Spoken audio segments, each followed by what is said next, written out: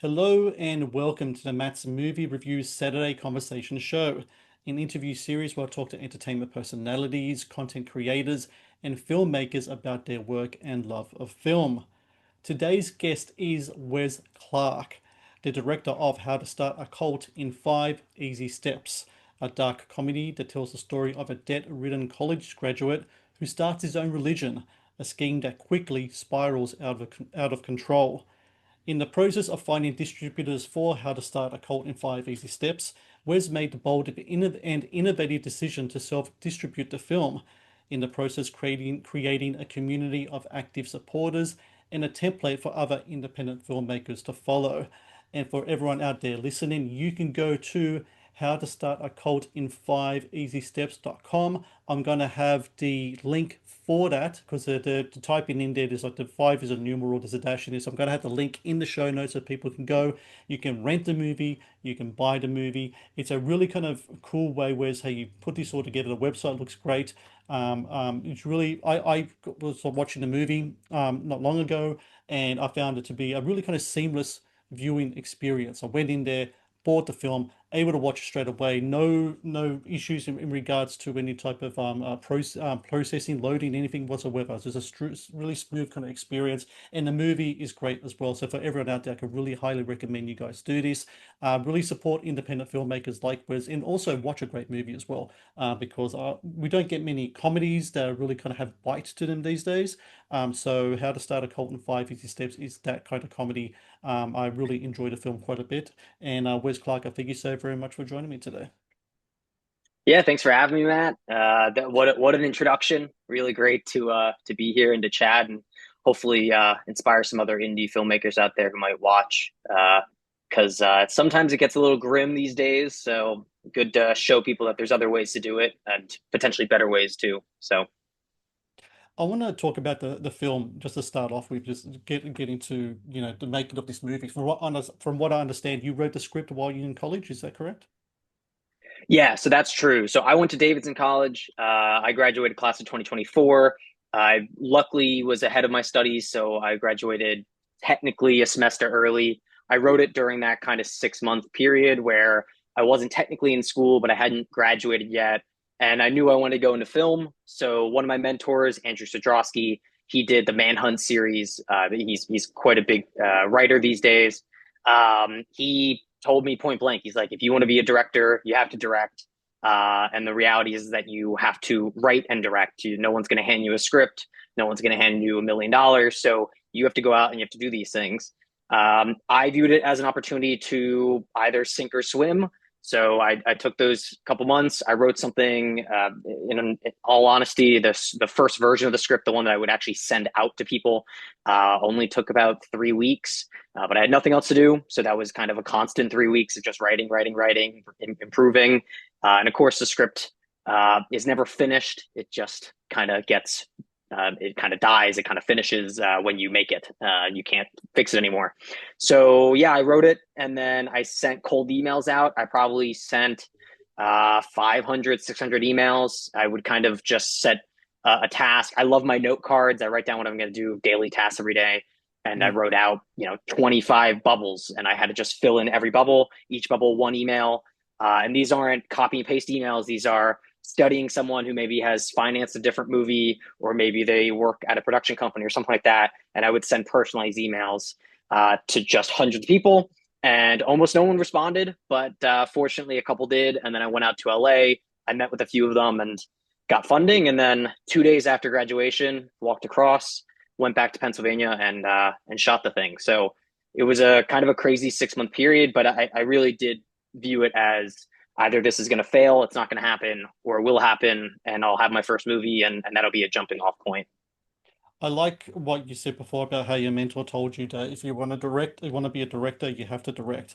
And I think the thing that the lesson that I'm constantly told, that the advice that constantly comes from a lot of filmmakers like yourself, whether up and coming or whether established and veteran filmmakers, is that you can't just sit around and do nothing. If you want to make a film, you've got to go make a film. And I think these days there's struggles to it as well, especially in regards to financing and distribution. But on the other end, The access to resources, I think, is a little Right. more is a little easier now to be able to put stuff in together in regards to maybe equipment, maybe in regards to locations. I find that indie filmmakers, especially, are incredibly resourceful in the ways that they can tap into things around them that or they already have access to. Maybe it could be a location, maybe it could be equipment, maybe there's a lot of different things to go about doing so. But for you, like when you start like putting this together and you start doing that, what's the number one key thing that you wanted to get behind you to make sure that when you do step out of college and a couple of days later you're going to Pennsylvania and you're filming, what's that number one first thing that you need to have set to make sure that when you get on set and 13-day shoot, is that right? You have to get 13 days in, get it all done, independent film. What's the number one thing you would say to anyone in your shoes to have this in concrete, ready to go before anything else getting started? That's a great question. I'm gonna split it to two. I know that's cheating. I know you asked for one. We're gonna split that to two. No, no, go ahead. So the number one is that director cinematographer partnership. You need to make sure that, especially if it's your first time on set, you have a cinematographer who it's not their first time on set. And I know that a lot of directors think, well, how am I going to attach myself with a cinematographer who, has done something before? They're probably doing other projects. Well, the reality is actually a lot of cinematographers either don't have work or maybe they just got off a project. And, what happened with me is I hooked up with David Newbert, who is just coming off of a much, much, much bigger project. This is a cinematographer who did Willy's Wonderland, Boomtown. He does fantastic work. I love Dave to death. He also did my second movie, which is in post, The Psychic Files. So he and I have this working relationship. And why that's so important is that when I don't know the technical words for something, he's there to tell the crew, hey, here's what I need. This is what he meant. Right. And you really do need that. And it grounds you in such a way where all of my anxiety personally just went away the second we got to set. I knew that as long as I kept the vision of the story and I did my end, he would hold up the actual the imagery and make it look nice. And these days, you and I were talking before the cameras old, like it cannot just be a good story. That's where it starts. And if you have a bad story, you are not going to make it in the industry. Every story has to be solid, solid, solid. But these days, it is too cheap and too inexpensive to have a movie not look good. So Hmm. you need to make sure that it has that cinematic look. And the truth is that you kind of hire that out. There are people who are just objectively good at it, and you pair up with those people. You find other creatives who are really, really, really talented at what they do, and it goes beyond director and cinematographer. There's all kinds of roles on set, but that's something you have to do. The other half that I would say when you show up as a director is you have your shot list. And for me, what I do is I have that shot list. I come from an art background. I storyboarded every single image. I have a binder full of hand drawn shots. And because I have that artist background, it's not stick figures. It is kind of like detailed images. But, if you're not, go do stick figures. That's fine. I actually, and my process is I memorize that. I just completely go through and I study it, study it, study it for weeks. And then when I get to set, I have it there, but I pretty much never bring it out. It's really just a way so that when we're in the room, I know, okay, I know what I need. And maybe here that we're running out and we can cut, but I would like to have them. And so when your crew is looking at you and saying, hey, it's a 13-day shoot, how are we going to get through all this? We have 7 pages today. And they're like, hey, we didn't shoot coverage. What if we got this angle? I can say confidently, no, I don't need that. I don't need that angle. I know what I need to get it done because I've already made the movie, right? I've already seen it in my head. I know I don't need that angle. Maybe it's a nice want, but it's going to waste time. Now, if we have a 20-day schedule, great, shoot everything out. And that's what big Hollywood movies do because if you're spending $50 million, you can't mess up. But when you're an indie filmmaker, you don't have that luxury. So Yep. know what you're going to shoot and study it, like really, really, really know it. So you're ready to go on the day. When it came to the story itself, this about this guy Thomas Varley, and he's in debt, and he meets a priest, and he gets the wrong impression from him, and goes off and starts to make his own kind of religion, which the priest actually accurately says, that sounds like a cult. Um, when it comes to that story, where did that where did that come from? That story in its own, is it's that it's a theme of religions, cults faith, anything like that, power structures. Is that something that's always been appealed to you? Is that why that's kind of like the impetus of your first movie here? 100%. Yeah. So I've always had a real big interest in religion. I myself, I don't go to church. I don't go to synagogue. I don't do any of it, but I've read it. So I've read the Bible cover to cover. I've read the Quran. I've read a lot about Taoism, Buddhism. I've pretty much read everything I can. I took classes in college. And so I just find it really interesting. And I'm 24 years old. When I made it, I was 23. And honestly, I look around at all my friends and no one's very religious in the traditional sense, but everyone is religious. So I'm an Eagles fan. I'm from Philadelphia. That's where I am right now. And I think that if you're a rational thinker, a sports team, being an Eagles fan is like joining a cult. Hmm. We have our own theme song. We have a place of worship, the link. Every single team has kind of their like religious figures. Jalen Hurts is our god, or whoever it may be, right? Patrick Mahomes, if you're a Chiefs fan, which they suck, that's fine. And so I think that if we actually look around ourselves, there's religion everywhere. They're just taking different shapes than we've kind of known before. They're kind of groups that we put higher power and higher meaning into our own lives. And that can be something, I mean, as like low as if you're in a bowling league and you just love bowling and that's all you talk about. In a way, that becomes your worship. My grandparents are big pickleball players. They talk about pickleball every third conversation, and that's lovely. And I'm super happy they're in their 80s. I'm glad they have a sport and keeps them young. But that's their religion. And so when I was going out and making the script, I was thinking, there's all these disenfranchised in various ways young men who are very impressionable, and where are they turning for that religion? And every time I turn on YouTube, you see different figures, and a lot of people turn to like Andrew Tate is the person that a lot of people kind of associate with my movie, and I think that that's right. I think that that's part of the inspiration. It's not the full picture, but you're getting aspects of this. Hey, I'm not a loser. I'm actually a winner, and I can teach you to be a winner. And it's all these people who have master classes in their bios and spend $10, and I'll teach you how to make your first 10 grand, and Mm. I'll make you a millionaire in the next 3 months. And it's all complete BS. None of it's real. But there's just such a need and a yearning for it, especially when you're young, that it's easy picking. You pick these losers out of the crowd, and then now you have your following, and that's it. So I really wanted to find that and capture that as a young filmmaker. And most filmmakers obviously are typically 40s or 50s or older, just because it takes so long to build your career that you really don't get those kind of perspectives and viewpoints. When it comes to the word religion that I hear you kind of using in regards to describing a lot of the different things you use there, the number one things that kind of come up to my head is kind of like number one, community, number two, a central kind of interest that everyone is really kind of fixated on, and number three, a strong sense of fanaticism in there as well. Mm. When it comes to using those kind of three things, community, passion, central goal and such, would you say a film crew is in the kind of way their own kind of religious, kind of cultish experience when making a movie? Like for 13 days there, are you the Thomas Varley of your group at that moment, without having everyone punch each other in the face, of course, but in such throughout the movie?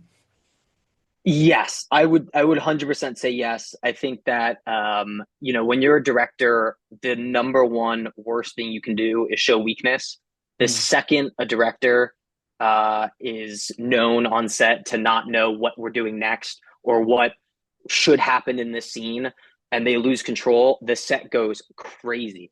And I love my crew. I am a firm believer that if you find someone you like in the industry, you work with them just time and time again.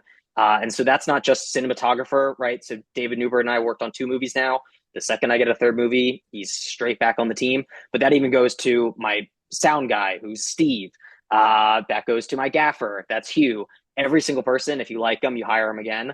So yeah, it becomes a little bit of a cult. You kind of build your community, your basis there. The difference I would say here is like, filmmaking there's kind of this glamorous look, and I don't want to put a bleak image of filmmaking. Okay, if you love film and you want to make film, go do it. But uh, there's this glorified view of filmmaking where everyone knows you, and you're kind of this big person who you do something exciting. You're not sitting in an office space doing, whatever, you're typing on the computer 3 hours of work in 8 hours, right? Just watching YouTube videos, while your boss isn't looking.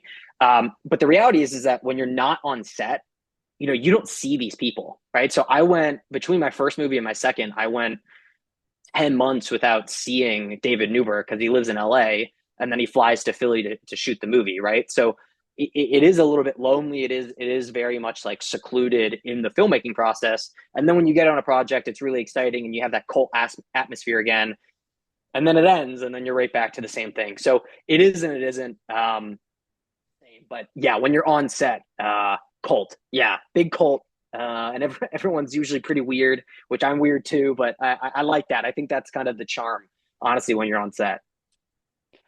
Hi guys, Matt here from Matt's Movie Reviews, letting you know that the Matt's Movie Reviews YouTube channel has launched channel membership. This provides exclusive videos and other cool stuff as well for all channel members. It's under one tier, one price, and with that one price you get exclusive reviews. For example, I'll be going through the American Film Institute's top 100 movies, so every week I'll do a new review based on that movie list.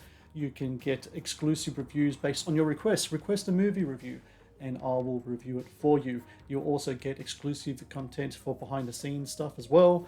You also get exclusive interviews that I haven't posted yet as part of my podcast, like older interviews with Academy Award winners and other great filmmakers and actors as well, and a bunch of other cool stuff as well.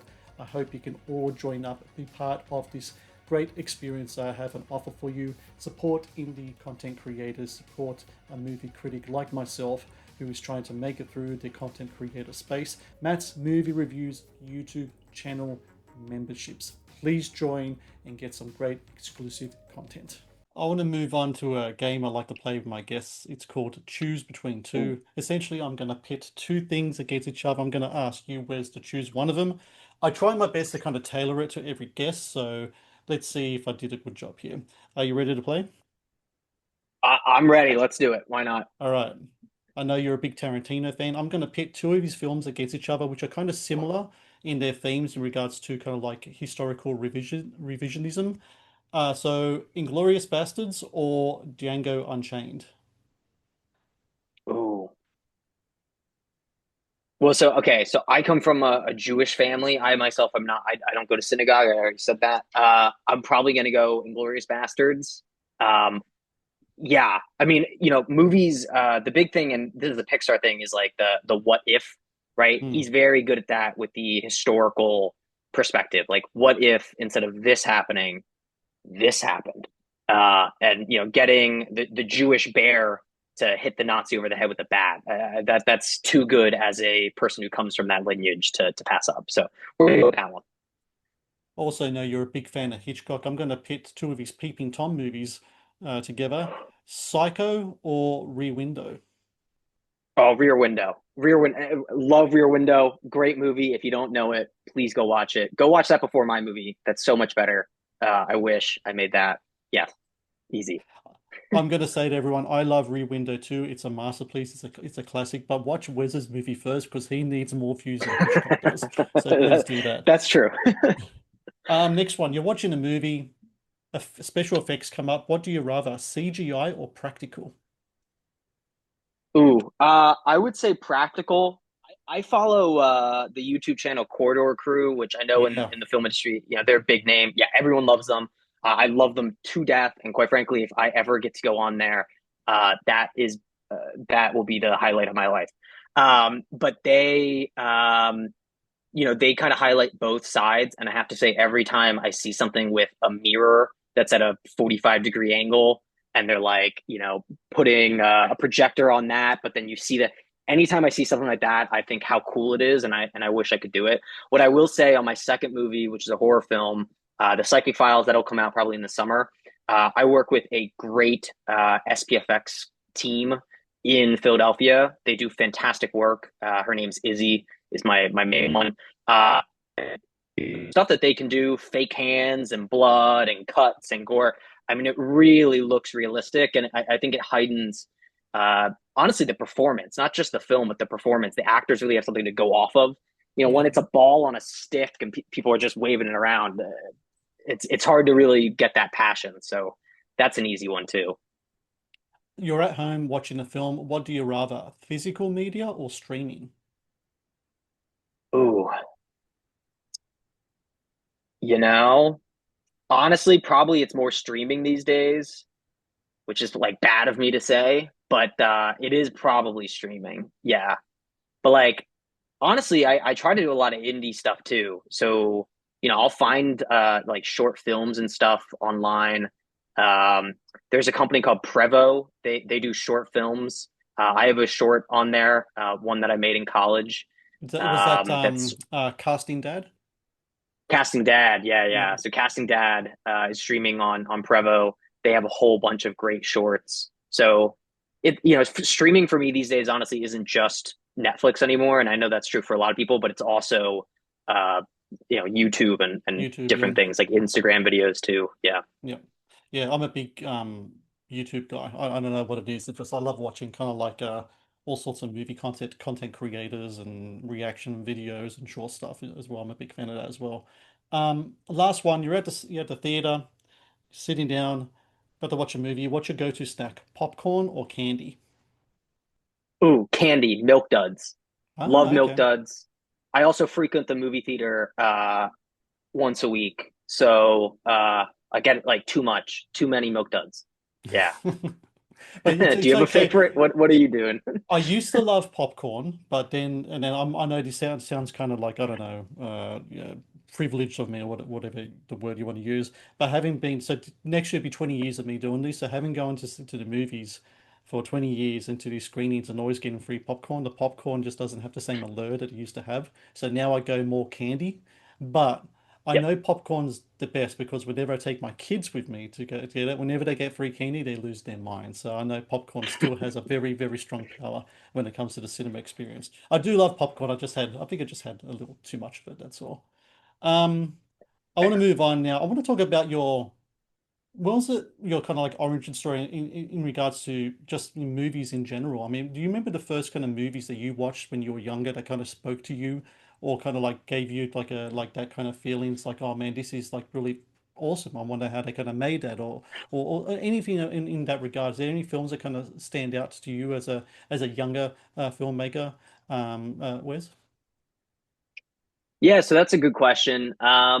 So what I'd say is my both my parents were they have professional careers. So my mother now retired as a doctor, and then my father was a lawyer. So they were out of the house a lot, and so my brother and I were pretty much left to kind of do our own thing. And they, definitely pushed us to do creative things and kind of go our own way. My brother was more into sports, playing tennis, Mhm. but I was always an artist. So sculpting was my main thing, and then kind of got into film later on in high school. And I would watch movies all the time. So we would come home, and no one was there to tell us to do our homework. It was just kind of understood.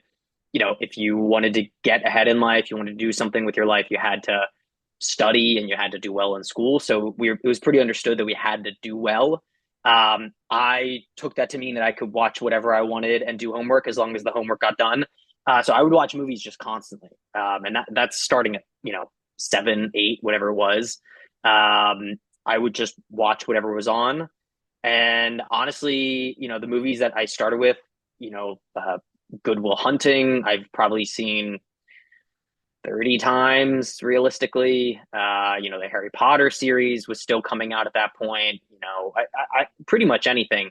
And then it grew to such a point that when I got to high school and I finally got my car, like most American children, when you get your car, it's like the epitome of freedom and you can do what you want in life. And I would go to the movies. I would sneak out 2, 3 times a week at 9 p.m. on a school night and go watch a movie and and get back at midnight 1 and then go to bed and go to school the next day. And so it just became something that I loved. And honestly, I didn't think of it as a career until later. But looking back, it was always definitely present and not just present, but a pretty big part of my life. Was going to the theater like something that you did with your parents and your brother? Did you do it together when you were younger, or is that something you kind of took on your own as you got your car and went out on your own those 2, 3 times a week? When I got in my car, definitely alone. And I know a lot of people don't like the idea of going to the movie theater alone. I do it No, no, no, no. still all the time. I love going to the movie theater late. There's something really cool about it, Yes. gotta say. Oh, I love it. I actually think it's the best way to, to see a movie, Yes, honestly. I think so too. Um, but no, I honestly not really. I didn't go that often. Every summer we would spend 2 weeks in Long Island with my grandparents, and they would bring me to the movies maybe two or three times in that 2 week span. Definitely at my request, like not something that they would do, but they like movies too. But at home, my mom would watch, on the weekends and stuff. My dad and my brother pretty much never, and quite frankly, I don't think that they, yeah, at least my brother, I don't think that he like watches movies all that much. So still, no. I want to talk about your YouTube channel as well for everyone out there. It's at Wes Clark Film. It's really interesting in that when I'm watching all the stuff here, you talk a lot about in regards to AI, ways to use AI in regards to enhance filmmaking experiences. You even made like an AI kind of like animated like short film kind of thing here, which is really cool. The Life of Sergeant Siwash, would you say? Sea wash, yeah. Siwash, the Life of Sergeant Siwash. If people check it out here, it's like a duck in like a army uniform. It's pretty fun actually.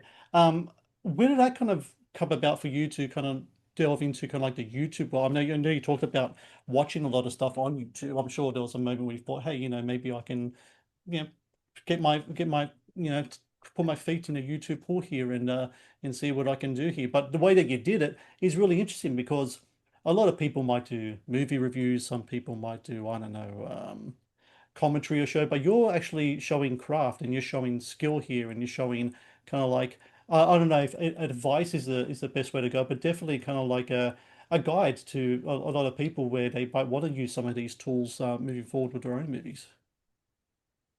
Yeah, no, 100%. I would say that there's kind of two sides of this. So the first thing is that my mother always said when I was growing up that if money didn't matter, I would be a teacher.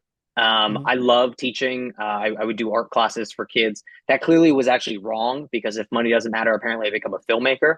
But nonetheless, I really do kind of like teaching and kind of being a mentor if I can. Although I'm 24, so usually I'm the one who's being the mentee at this point. But maybe one day in the future. And then the second is that this comes from a business strategy point. Not to say I don't like it, but it definitely was born out of more of a necessity. When I started out, all of my mentors would always tell me the same thing, and I'm sure it's something a lot of young filmmakers hear all the time, which is if you're setting out to become famous, don't become a filmmaker because, quite Right. frankly, you can become famous in a lot of ways these days that are much easier than doing film. But the reality is that in the day and age of streaming and the internet, to be successful and to grow your career, you don't need to be famous, but you need to be known. And so being able to show the behind the scenes of you making a movie, getting 5,000 people to watch a clip on that, while when it comes out in a year and a half, they now know, hey, that movie existed. I saw that, and it's in their head. And you're able to do interviews with people and kind of talk about something you did or you're gonna do. And again, it's just in their mindset. So it became pretty apparent to me, especially when I was doing my second movie, that if I really wanted to have a chance of building a career, that I actually kind of needed to build my own persona online along with it. And for people who know me, who might watch this, who like were raised with me. I am not the type of person to want to do that. I don't really like the spotlight. Why I didn't become an actor. I have no interest in acting. I don't really like being in front of a whole group of people. I actually find great anxiety from it. But on YouTube, you're kind of home alone, and I can teach people and kind of give them skills. What I will say that's also interesting here is that the AI thing. So this is a hot button issue, obviously, these days for filmmakers. Yes. I see these kind of comments everywhere, so I'll kind of touch on this. Um, my first movie was made for very little money, and the reality is that if you're telling a story, I think that you should do it in a way that does it the most like fulfilling from a humanity standpoint as possible. What do I mean by that? I mean that having real people in real dramatic situations will give you the best results. This is a satire. How to Start a Cult in 5 Easy Steps is a satire. You can tell that by the name, right? So it's supposed to be funny. It's supposed to be absurd, but the absurdity comes from the fact that it's kind of true, right? Like there are so many disassociated young men out there who turn to Mm. YouTube to like find out what it is to be a man, right? Boys watching like how to kiss for the first time when they're 13 because they like some girl in school. Like that's a real thing. And where they're getting that information matters because it's going to steer them in a certain direction. So you want to make sure that you're keeping that humanity alive.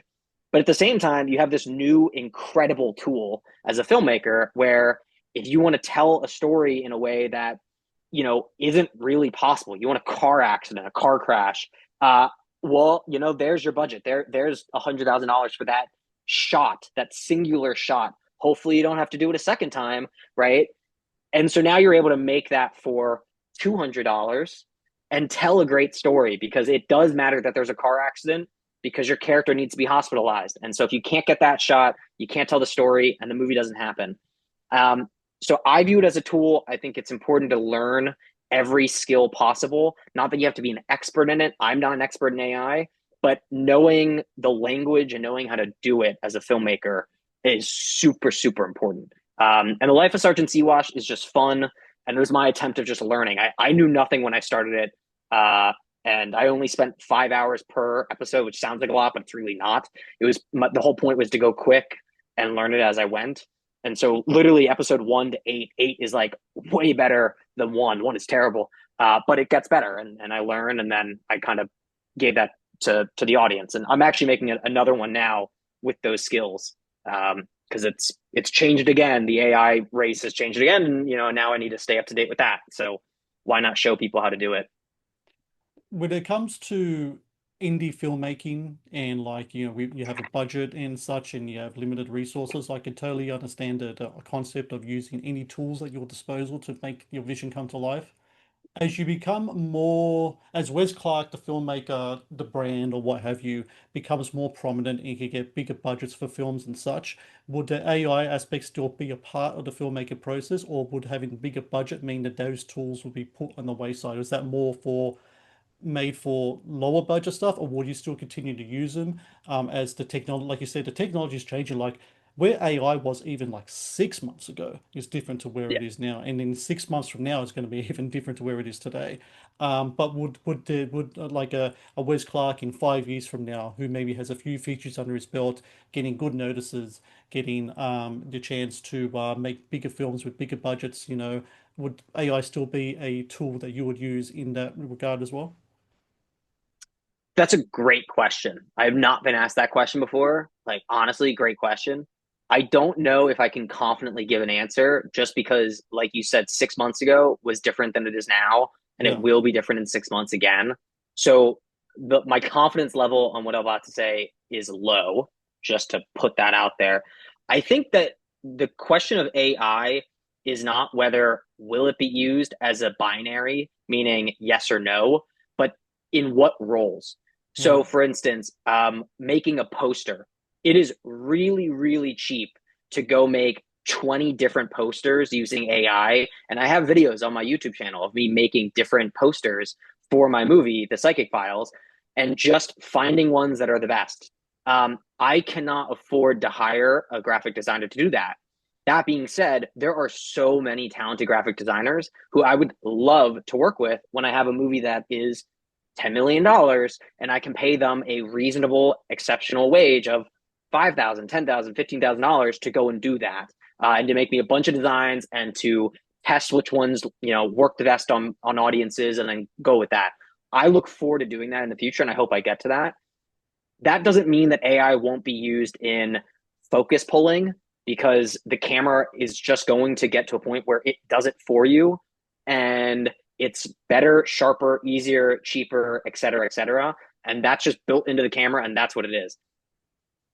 That's probably where we're going. Now, that doesn't mean that every role is going to be like that. And I think that especially when it's a creative decision, I want to work with people. So focus pulling is not really a creative issue. As the director, I need a focus racked somewhere or on someone, and that's pretty much the end of the story. Um, but a music composer has taste and has style and is going to change things. The composer is going to stay on my work and likely anything of like real budget and substance, but the focus puller is going to go. And there's going to be other examples than just those two, but I think that's likely where we're going to stay. So it's definitely not binary. But yeah, as budgets get bigger, less things should be AI. It might be fewer people, like instead of three editors, it might be one editor. That's Mm. also possibly true because the system that the editor works on might do a bunch of things. I mean, it used to be that you literally had to have teams of people cut out film, right, and do Yeah. a whole bunch of processes to it. Like that went away, right? So it's going to be just like that, where you're just going to cut down the amount of people involved. And I think it's really interesting to see also in regards to what overall mainstream attitude is towards it as well. The more a new technology is in use, social media is a big part of it. I remember when it first came out, it was kind of like a big kind of like, oh, well, I don't know about this, and a lot of people were kind of against it. But then it kind of more people kind of adapted to that kind of thing, and now we live in a very much a social media dominant world. And I imagine when it comes to something like AI, with the right checks and balances in there, I think that in itself is going to just be part of the mainstream kind of creative curriculum in a lot of ways. It's just going to be in there. It's going to be part of the lexicon. When that changes, I think the way that people use it as well in regards to filmmaking or create or any other type of artistry will change as well because it's a little more accepted. So it's going to be very interesting to see especially with your generation of filmmakers, how it's all going to come about. The Matt's Movie Reviews YouTube channel is brought to you by TeePublic. TeePublic is the world's largest marketplace for independent creators to sell their work on the highest quality merchandise. With over 1.2 million designs, TeePublic is sure to have something you love. I want to move on to a different game now. It's called a rapid fire questions. It's in the title. I'm going to ask you first some questions to you. Think about the first answer, spit it out, and then we can, talk more about it. So you ready to play? Ready. So going back to Tarantino. So this week he's got the Kill Bill Whole Bloody Affair out. So he's always maintained because he's got this 10 film thing, right? I'm going to make 10 films and retire. And a lot of people like myself says, dude, you've already made 10 films. It was Kill Bill Volume 1 and Kill Bill Volume 2. He says, no, they're one film. They just happen to come out in two different, in two different chapters. What's your take on this? Is it one film or is it two film? I'm thankful that he made two but counted it as one because it means we get a 10th or an 11th, depending on your viewpoint. So I don't think I care as long as we get another one. Um, I wish he would make 15. I 20? wish I wish he'd make more. Right, 20. Like why put a cap? Yeah. I do think that he is smart for it though, in the mindset that he's highly selective. Most directors don't get to do that. They don't get to be selective in what they do. They just need the paycheck or they need to do, the next project to stay relevant.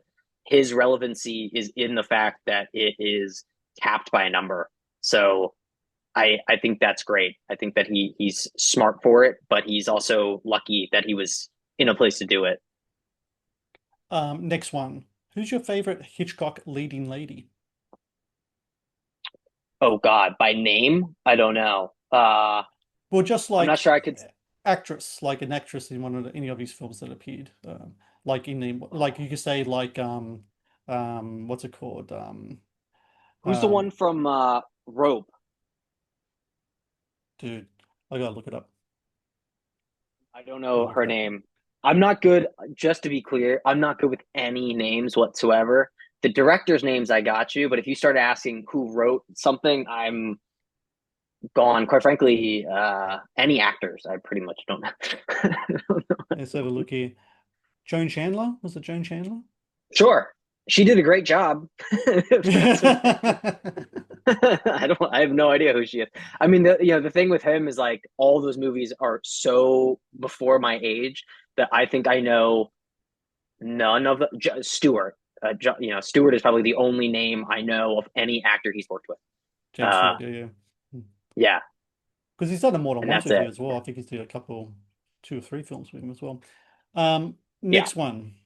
Um, and this is a pretty important question too. And this is the most important question I ask everyone that I talk to. So brace yourself. Okay. Pineapple on pizza, yes or no? Not for me. I would say no. Like that's not right. You need like meat lovers is good. Like that's a good one. Like a three cheese, special cheese or something. But no, I'm gonna go no with the pineapple. You're correct, by the way, in regards to Yeah, that. okay. No, Yeah, I because definitely am. I just I needed a bounce back. Last time I asked this question of someone, I was speaking to a person of Italian ethnicity, and they said yes, and it kind of broke my heart. Um, yeah, I know. he's gonna lose his citizenship over that. I don't know. I've been to He's Italy many times. That's not a good answer to that. Trust me, even here in Australia, like the Italian community aren't going to take that line down. I'll tell you right now. Um, This one might sound a little weird in its wording, but in the process of doing writing this film and doing research in the film and considering that you were kind of interested in those kind of aspects of this when it comes to cults, is there again a favorite cult? Is there a cult in particular you found kind of fascinating in any kind of way? Oh, And not to um, say that we're advocating for any of the opinions of these cults, just a little bit, putting no, that no, out there. no, definitely not. Oh, I don't know. There's so many that are like fascinating. You know, I kind of already talked about it, but I'm really just fascinated by the fact that there are so many things that I would deem to be culty in all walks of our life that people will just refuse to say is a cult. And even worse, they'll point to like a different group that's similar or pretty much the exact same thing and say that one is, but they're not. The easiest, obviously, is like politics. But even beyond that, I know people who'll be like, oh, you're a horse girl, like you grew up loving horses and you rode horses as a girl, like that, like you're such a culty, like that's such a cult. But then they will go and do pickleball or whatever it is or tennis every week, and like it's their entire identity. And how one is and one isn't, I don't understand. um I will say, like, from a cult perspective, we're gonna go with like the Manson Mhm. bunch, just because of how like interesting and dynamic, and how many questions there are around like, did the CIA create Manson? Was he a byproduct of like MK Ultra or not? Because maybe he was, and like that's what drove him to do these things. Like, I'll go with that one as a traditional answer to your question, but yeah, so My many to choose from. There's a lot. I know there is my fave again. I don't know if it's a poor choice of words or not. My favorite is almost fascinating is this one called the Order of the Solar Temple. Incredibly fascinating.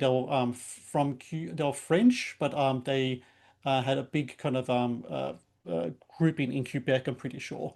Look it up. It's incredibly horrific, fascinating, and it makes you think just like how people are just willing to take part in these things and go to the extremes that they do. Yeah, it doesn't end well. Let's just put it that way. And it had it affected three different countries in the stuff that they did. So look it up. It's pretty fascinating.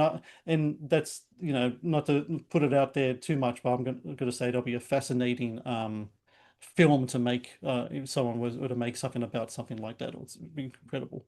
I want to just end talking about um, a big thing that I'm getting from all of this when I'm talking to you, and also talk to like anyone in regards to a YouTube content creator successful in that, or independent filmmaking, how important community is, establishing a community to have behind you, not only in regards to yourself, like a film crew and such as well, but you just look at over at the how to start a cult in 5 steps website. You see kind of a lot of the sponsors there, people that helped you really put that website up there, advocates for your work, people who really want to see you kind of succeed and put stuff in there.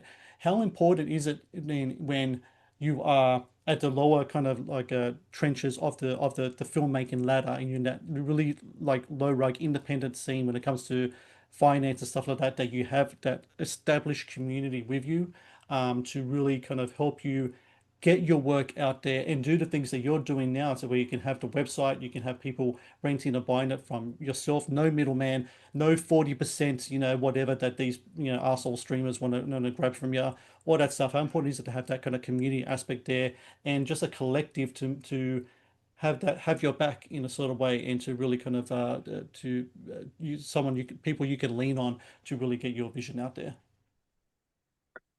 Great question to end with. Honestly, gets to the whole heart of kind of what I did with the movie. I'll start a little bit ahead of my answer, and then I will answer it. Yep. The we went to festivals. I had a whole issue with a producer that is interesting, but not something we'll get into unless you want to. But we got delayed a little bit, and then finally got it finished, and we went to to festivals. We got a semi-finalist award at Seattle Film Festival, which was great, and some others. And then I'm not big on festivals. I don't think that they're worth very much to you in helping here. Plus, you can get to con, which isn't going to happen. So, I didn't submit there. Why do it?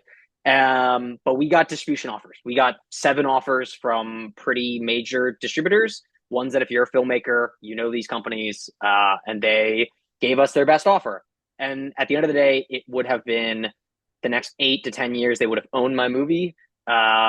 Revenue split, minimal MGs, if any at all. That's minimum guarantees. Like they give you money for a percent of your film, minimal, if at all. And that would have been it. And then not to mention that the first $10,000, $20,000, $30,000 would go directly to them, which for an indie film is like a good chunk of that money, right? So if I took any of those, they would have taken it. They would have owned it for the next 8, 10 years. And then that would have been it. I would have never heard from it again. And it's not even a financial issue. Like, yes, we wouldn't have probably made any money on it either. But the whole idea of streaming is that they need hundreds and hundreds and hundreds of movies every month to make sure that people have new stuff to look at. And it makes a lot of sense. But what you realize as the creative is that they're not willing to spend $250,000 on each of those movies because it's just too much money. So instead they say, hey, we'll platform you on something you would not be able to get on otherwise. Tubi, Stars, HBO, Amazon, App, whatever it is. Like they would have platformed me in all of these or some of them or whatever it was. And all of my friends, my family would have been like, oh, that's so great. You're on Stars, you're on Tubi, you're on HBO, whatever it is, right? It would have been, oh, that's so great. You made something that's on these sites. The reality is that it would have been buried. It would have been gone and completely just dissolved into the ether. In the decision that I made to self-distribute and not putting it on those sites myself, right? You can go to Bitmax and you can go to Film Hub or whatever you go to, and you can put it on Amazon and you can put it on Apple. The same exact thing happens there. You put it on there and you're one of the movies on there, and that's it. So you're kind of helping them do what they're going to do to you anyway. And by the way, they're going to take a bigger percent because you're not really in a position to actually negotiate that rate. So it's actually going to be even worse for you. I put it on my website specifically because, yes, financially, it goes to me. So if one person rented the movie for $4, I just made more money than I probably would have made in the first 5 years taking any of the deals I got. And that's a crazy thing to say, but that's 100% true. And instead, I now get to have a website that I can manage, I can change, add to, whatever it is. I can bring in a community, like you said. And what I do every day since we've launched is I email 25 to 30 different people on YouTube, Instagram, podcasts, Letterbox is what I did today. And I say, hey, I made this movie. It's really good. I know low budget is supposed to be bad, but it's not bad. It looks great. Can you please review it? And I would love to collab with you or do something with you, whatever I can do. I just want to highlight you. You want to highlight me, and let's do it. Why that is so helpful is because, again, I don't want to be famous. I don't think a lot of people want to be famous. So maybe I'm wrong about that one, to be honest with you, but I don't want to be famous. But what I do want to do is be able to make movies that speak to a group that think like me, who are younger and might see the world differently. And the only way I get to do that more and more and more is that I build that community. And it's really hard to do, especially when you're starting out, because you go from 0 to 1 and it's impossible. Going from 0 to 100 takes you way longer than going 100 to 1,000, because those 100 are now going to tell someone about it. And so that's the stage I'm at now. It's going 0 to 100. And so the YouTube channel helps with that. Doing stuff like this, meeting great people like you who are super nice, that does that too. But the website does it as well. building merch, right? Where I can walk around with this shirt and I go to a party and someone says, "Hey, what's that shirt?" And I can talk about my movie, something I'm so passionate I love. And maybe they're going to go watch it. Maybe they're going to tell their friend. And like that person's going to follow me on YouTube or Instagram. And now the next time I have a movie, they know about it. They want to be involved. They want to be part of the team. And that is so, so important. So it's not about collecting followers. It's about collecting a community. And community is different than followers in the fact that there's actionable steps that they're willing to take, right? A follower is just someone who, oh, they saw a video, clicked, great, done. They'll never see you again. A community is someone who we had this interaction. They know me. I know them. Like they're real people. They're not online, right? They're like real. They're human beings. They have a life and their own problems in life. And now when I have something else that comes out, they want to talk to me about it. And I engage with them. I'm not an Instagram person. I'm on Instagram all day now since releasing, talking to people who watched my movie or saw the trailer or something. And I comment back to every single person. Oh, dude, I'm so glad you saw this. Like, hey, you should look at this movie. I was talking about the movie Frank with someone on Instagram 2 days ago, which is not Right. my movie. I didn't make Frank. It's a great movie, though. Go watch that too. But we started on my movie and we went to that. And he's a cinephile. I'm a cinephile. And we just started talking. And that's great. That's the exact thing I want to do in my career, but also just with this film, is be able to have those conversations. So community is everything. And in 2025, going to 2026, if you're not thinking about community when you're making your movie, it's going to be a very tough road to start your career. That's just the reality. Well, really, kudos to you for taking this step. I think it's a really innovative and a really kind of a bold way to get your movie out there. And I think, like I said, the website is great. The experience watching how to start a cult in 5 easy steps, seamless. Had no problems, whatever, buffering or anything. Everyone out there, look, number one, I recommend that people watch this film because it's a good film. I'm not gonna go out there and tell you to watch something without, telling you that it's a good film. I really recommend people do that. But number two, we need to support indie filmmakers like Wes Clark. We need to go out there. We need to watch these films. So when it comes to the Psyche Files, when that comes out, that gets a little more behind it, and the next one after that, and the next one after that, because independent film in a lot of ways. I mean, just look. Just look right now, man. I mean, Netflix just bought Warner Brothers. I mean, what the hell, right? I mean, it's just Yep. crazy. And in my opinion, the devastating effect what happened that when Disney bought Fox. I think they just fucked everything up as well. And I think that right now this is kind of like a really kind of innovative, bold way, but I think it's a way of the future. It really is that filmmakers need to start looking out for their own, and they have to understand that when it comes to a lot of these big conglomerates and all that, it's just like the one of hundreds, like you said before. And for you at such a young age to be able to see that and also experience kind of like a lot of these things that you did in those select festival dates and stuff with distributors and all that. I think it says a lot about you as a not only as a kind of like a businessman, but the character that you have as a person as well. And so I just want to say congratulations to you in regards to that. And everyone out there, once again, how to start a cult in 5 easy steps. I will have the link, rent it, buy it, talk to people about it. It's a really great film. Some moments in this film really made me chuckle out loud. I really loved it. I think the performances in the film are really great.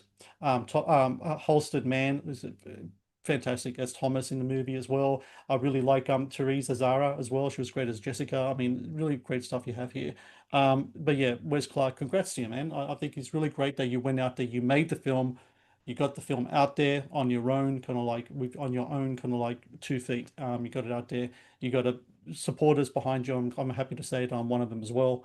And yeah, man, when Psychic Files comes out, man, get back to me. I'll have to talk to you about that, and hopefully everything goes well there, and that how to start a cult in 5 easy steps will start its own little cult following behind it as well. Yeah, no, thank you so much for having me. And it's discussions like this that really get me excited to kind of have this career and hopefully build it and build those kind of communities, have those conversations too. And yeah, I would love to when the Psychic Files comes out, come back. And quite frankly, it'll be a completely different world and a different atmosphere for the film industry because Netflix is buying Warner Brothers, like you said. And what will come of that, who knows, and AI and all the rest. So things are moving so quickly, but having discussions like this are honestly everything. So I really appreciate you having me on, and I had a great time. So thank you so much. Thank you for watching the Matt's Movie Reviews channel. Please subscribe for more reviews, podcast interviews, and exclusive content.